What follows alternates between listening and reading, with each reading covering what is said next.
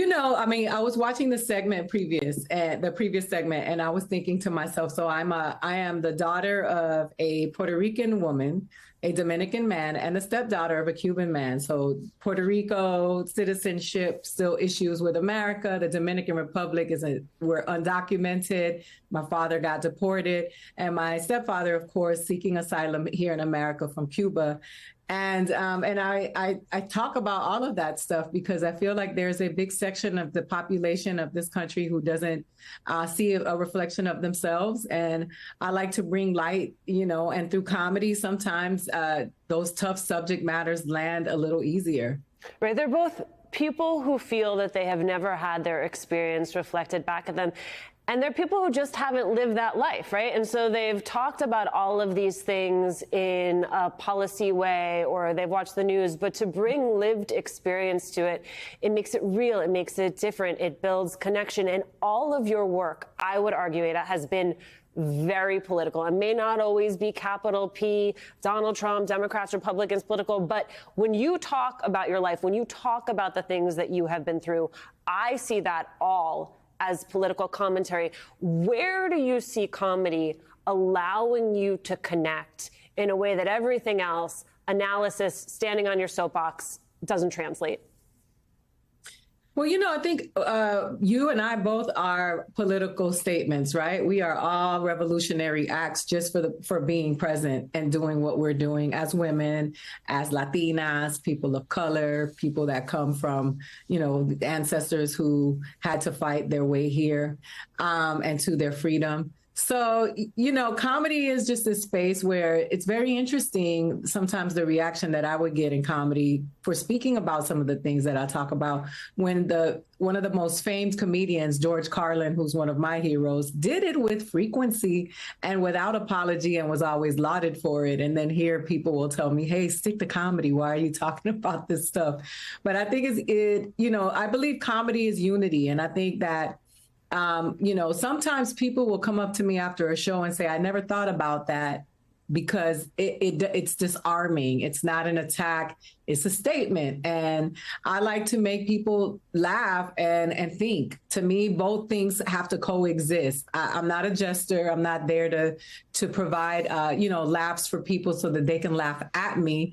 I'm there to share an experience that connects people in the room that come from all different places and all join together in laughter at one thought. And I enjoy doing that. And I like talking about things that are uncomfortable, and comedy wasn't very welcoming and sometimes isn't very welcoming to me. Like there are late night shows that won't have me because they feel I'm too controversial or that my life has been too violent or has been too urban or whatever it is. But my people have found their way to me. The people who support me show up, and a lot of people who don't look like me, who relate to my experience and understand that I just seek to be seen, that appreciate it, and also that appreciate the fact that they can just look into a world that they didn't really understand and have a chance to. I love what you said about how you've been comfortable talking about things that are uncomfortable, because I think there's sort of like a look away and then I'm watching and I can't stop watching, because you do that so well. Listen, we've talked about this before, the fact that I think when you were on the come up, you imagine that there will be a moment where you have so much access and so much power that can be the moment when you turn around and bring other people up with you. That has never been your MO. You have always been someone who has been lifting as you climb. But I do think you are in a unique moment where part of what I am watching is you using your platform to platform others. Absolutely. I just directed and produced 3 comedy specials that are currently streaming on HBO Max. Within that special, there is an Afro-Black Latino man named Ian Lara, who is from New York, but Dominican descent, who tells a very unique story of, New York loves him because he tells a very specific story about growing up in New York as a New Yorker and also as a Dominican man. We have Marcela Arguello, whose special just started streaming on HBO Max. She's the first woman of Salvadorian descent to ever be on any national platform like that doing a comedy special. And, you know, and then I had an episode of Entre Nos on HBO Max, which is 2 newer comedians. And, you know, and then we have Gwen LaRocca, who's an amazing comic. She is the child of immigrants from Mexico that is from Chicago. She's Chicana. And then our new sensation, who's been deemed the next guy, Ralph Barbosa, who is a Mexican-American young man from Texas that is actually blowing up as we speak, becoming one of the biggest names in comedy. So just being connected to that and being able to usher them into their greatness is very fulfilling.